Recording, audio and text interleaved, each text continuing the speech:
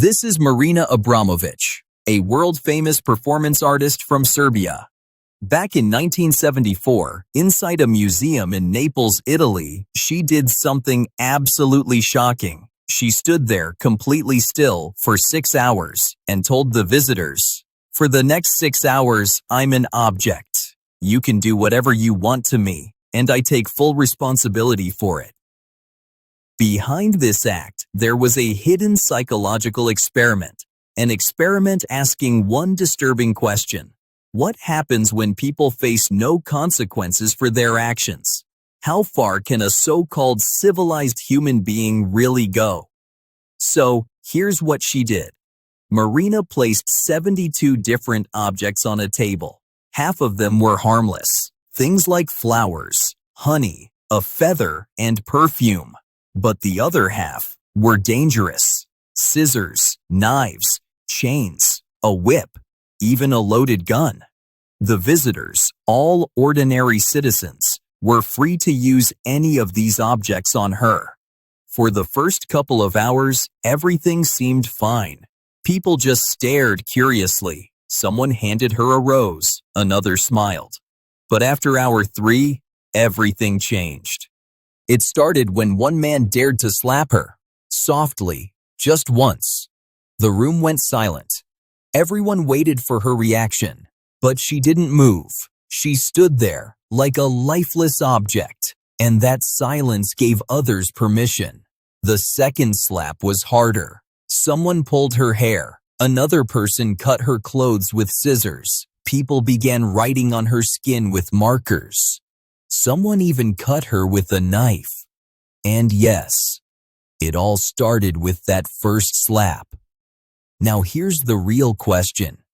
How many times in our own lives have we acted like Marina, showing our raw, vulnerable self to others, handing them the knife, and hoping they won't hurt us?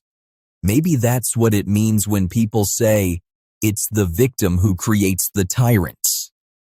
Sure, most of us haven't been physically abused like that, but maybe our kindness, our silence, or our desire to be liked is what awakens the wolf inside others. And remember, those people in the museum weren't criminals. They were regular, educated citizens. Many of them probably considered themselves civilized. So why did their dark side explode like that? To understand that, we need to talk about a psychological phenomenon called the bystander effect. This theory says, when people are in a group, they tend to lose their sense of personal responsibility. They assume someone else will take action, and because everyone thinks that way, nobody does. That's why people stay silent in the face of injustice, or worse, side with the oppressor. Most people only react when they are the ones being treated unfairly. Otherwise, justice is just a nice word we post on Instagram. But here's the scary part. This effect doesn't only exist in society. It happens inside our personal lives too. We experience it every time we trust the wrong person, every time someone uses our vulnerability against us, and we forgive them. Because we're kind. Psychologists say this behavior usually comes from 3 roots. 1, fear of rejection.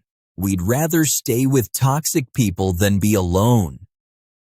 2, lack of self-worth, letting others treat us however they want. 3, weak personal boundaries, doing anything to gain approval. If you think about it, that's exactly what Marina did. She removed all boundaries and allowed people to reveal their darkness.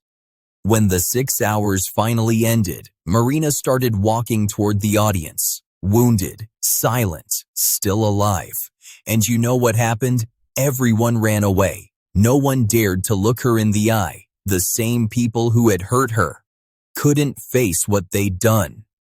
That day, in that museum, the visitors witnessed one of the darkest truths about human nature, that beneath all the art, culture, and manners, the law of the jungle still exists.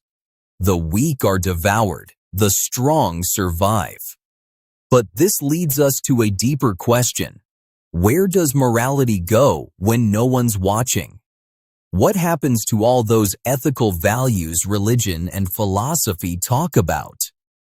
Existentialist philosophers believe that real morality is born from responsibility.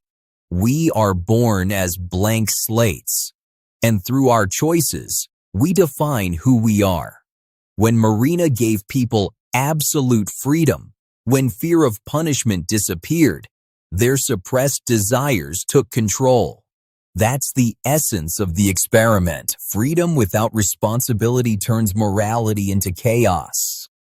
Morality depends on many things: culture, upbringing, society. But the core idea is this: doing something wrong is still wrong, even if someone else takes responsibility for it. Now, let's get to the practical side of this story. Toxic people, narcissists, manipulators. They only exist because we allow them to. A bully needs a victim, just like a parasite needs a host. Remove the host, and the parasite dies. Let's look at the 3 types of manipulators and how to deal with them. 1. The emotional hostage taker. They'll find something to hold against you. A secret, a weakness, anything. They'll use it for control later. As Abraham Lincoln once said, if you want to test a man's character, give him power. Give them a small secret or fake vulnerability. See how they use it. That will tell you everything. 2. The gaslighter. They twist reality to make you doubt yourself. You'll hear things like, "That's not what I said." "You're too sensitive." "You're overreacting." They escape accountability with jokes. "Relax, I was kidding." They blame you for their actions. "If you hadn't done that, I wouldn't have reacted this way." They talk vaguely so they can later twist their words. The best defense? Document everything.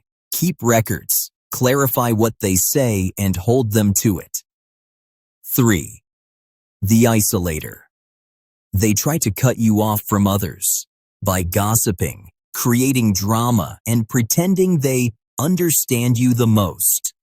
It's emotional manipulation, designed to make you dependent. You can see this pattern in cults like NX1VM, which started as a self-help group but turned into psychological slavery. So here's the takeaway. A tyrant can only exist where there's room for tyranny. A manipulator can only thrive when we stay silent. Like Nietzsche said, we need power, not to oppress, but to prevent oppression. True strength isn't about controlling others. It's about building enough self-respect that no one can control you. So, what do you think? Which kind of morality do you believe keeps society balanced? Fear-based or reason-based? Let's talk about it in the comments. If you believe the world needs more awareness, more thought, and more humanity, and this video made you reflect even for a moment, then hit that subscribe button and like this video. Thanks for watching, and as always, stay thoughtful, stay human.